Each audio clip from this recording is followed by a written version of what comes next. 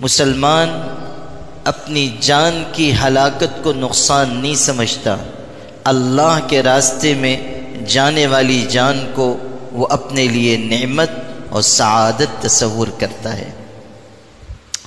عبداللہ ابن حذافہ سہمی رضی اللہ تعالیٰ عنہ کا واقعہ شاید آپ حضرات نے سنا ہو کہ وہ حضرت عمر ابن خطاب رضی اللہ تعالیٰ عنہ کے دور میں ایک جماعت کے امیر بنا کر بھیجے گئے، اور اللہ کی طرف کی بات یہ کہ عیسائیوں نے ان کو گرفتار کر لیا۔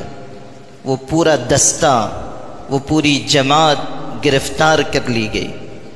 حضرت عبداللہ اس پوری جماعت کے امیر تھے، شکل و صورت کے اعتبار سے حسین و جمیل تھے، بہت وجیح و شکیل انسان تھے۔ جب عیسائی بادشاہ کے سامنے ان کو پیش کیا گیا تو ان کی شخصیت سے وہ عیسائی بادشاہ متاثر ہو گیا، اور اس نے یہ کہا کہ کتنا اچھا ہو اگر تم ہمارا دین قبول کر لو، عیسائیت کو قبول کر لو۔ حضرت عبداللہ نے کہا کہ ہرگز ایسا نہیں ہو سکتا۔ اس نے کہا ہم پیشکش کرتے ہیں کہ اگر تم ایمان چھوڑ کر، اسلام چھوڑ کر ہمارے مذہب کو قبول کر لو گے تو ہم آدھی سلطنت تم کو دیں گے اور اپنی بیٹی سے شادی کروا دیں گے۔ حضرت عبداللہ نے کہا چاہے جتنی دولت، جتنی نعمتیں تم مجھے پیش کرو، اللہ کے دین کو چھوڑنے کے لیے میں ہرگز تیار نہیں ہوں گا۔ یہاں تک کہ بادشاہ ان سے اصرار کرتا رہا، وہ انکار کرتے رہے۔ بادشاہ ناراض ہو کر یہ کہنے پر مجبور ہوا کہ اب ہم آگ جلوائیں گے اور اس کے ذریعے تم لوگوں کو ہلاک کریں گے۔ چنانچہ برسر دربار آگ جلائی گئی اور اس پر کوئی بڑا برتن رکھا گیا اور اس میں تیل کھولایا گیا، اور ان کے ساتھیوں میں سے کسی کو اٹھا کر اس کھولتے ہوئے تیل میں ڈال دیا گیا، جس کی وجہ سے چند سیکنڈ میں جسم کا گوشت ہڈیوں سے الگ ہو گیا اور وہ شہید ہو گئے۔ یہ ماجرا دیکھ کر عیسائی بادشاہ کو یہ احساس ہوا کہ اب یہ ہمارا مطالبہ قبول کر لیں گے۔ پھر اصرار کیا، انہوں نے انکار کیا، تو ان کو اٹھا کر اس برتن کے اوپر لایا گیا، اور بادشاہ نے کہا کہ ان کو بھی اس کھولتے ہوئے تیل میں ڈال دو۔ جب تیل میں ڈالے جا رہے تھے اس وقت وہ رو پڑے، آنکھوں سے آنسو بہنے لگے۔ تو بادشاہ نے یہ سمجھا کہ اب ان کا دل متاثر ہو گیا ہے اور موت کو اپنے سامنے دیکھ کر ایمان سے پھر جانے کی کیفیت پیدا ہو گئی ہے، اس لیے بادشاہ نے واپس بلوایا اور کہا اب تو تم ہمارا مطالبہ مانو گے؟ تو حضرت عبداللہ نے کہا ہرگز نہیں۔ کیا تم یہ سمجھتے ہو کہ موت کو اپنی نگاہ کے سامنے دیکھ کر میری رائے بدل گئی ہے؟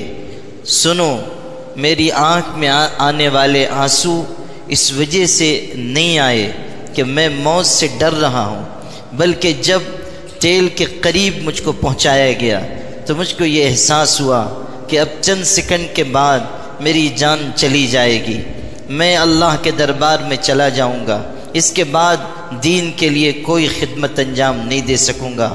کاش میری 1000 جانیں ہوتی جن کو ایک کے بعد ایک میں اللہ کے راستے میں قربان کرتا، اللہ تعالیٰ کی راہ میں اپنی جانوں کا نذرانہ پیش کرتا، اور اللہ کے ہاں میرا مقام بلند ہوتا جاتا۔ میں موت سے ڈر کر نہیں رو رہا تھا، بلکہ اس احساس کی وجہ سے رو رہا تھا کہ میری ایک ہی جان ہے جو اللہ کے راستے میں تھوڑی دیر میں چلی جائے گی، اور اس کے بعد اللہ کے لیے پیش کرنے کا کوئی موقع، کوئی خدمت انجام دینے کا کوئی موقع مجھے نہیں نصیب ہوگا۔ بادشاہ متاثر ہو گیا اور اس نے کہا کہ اچھا اگر تم میری پیشانی کو چوم لو تو میں تم کو آزاد کر دوں گا۔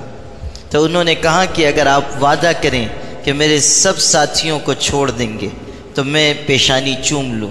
اس نے وعدہ کیا، چنانچہ حضرت عبداللہ نے اس عیسائی بادشاہ کی پیشانی کو بوسہ دیا اور اس پوری جماعت کو اس بادشاہ نے رہا کر دیا۔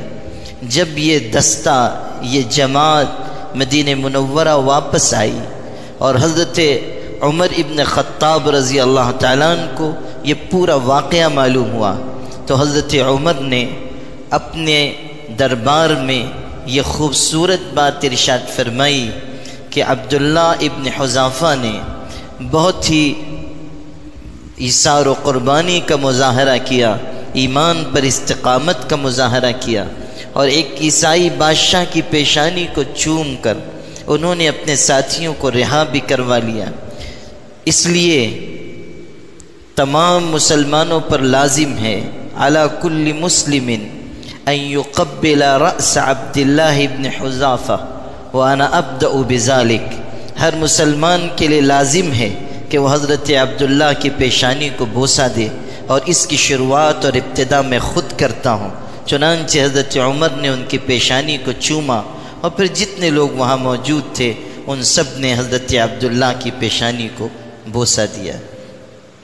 ایمان پر استقامت اس کا نام ہے، اسی کا مطالبہ ہم سے کیا گیا کہ لا تموتن الا وانتم مسلمون، تمہیں موت نہ آئے مگر اس حالت میں کہ تم مسلمان ہو۔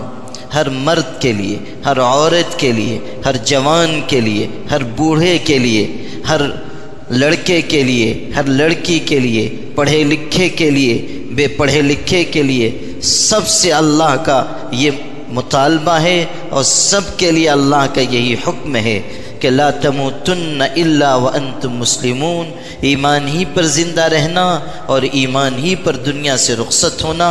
جو ایمان چھوڑ کر، ایمان سے محروم ہو کر، ایمان سے پھر کر دنیا سے گیا، اس کی آخرت تباہ ہو گئی، اس کی آخرت برباد ہو گئی۔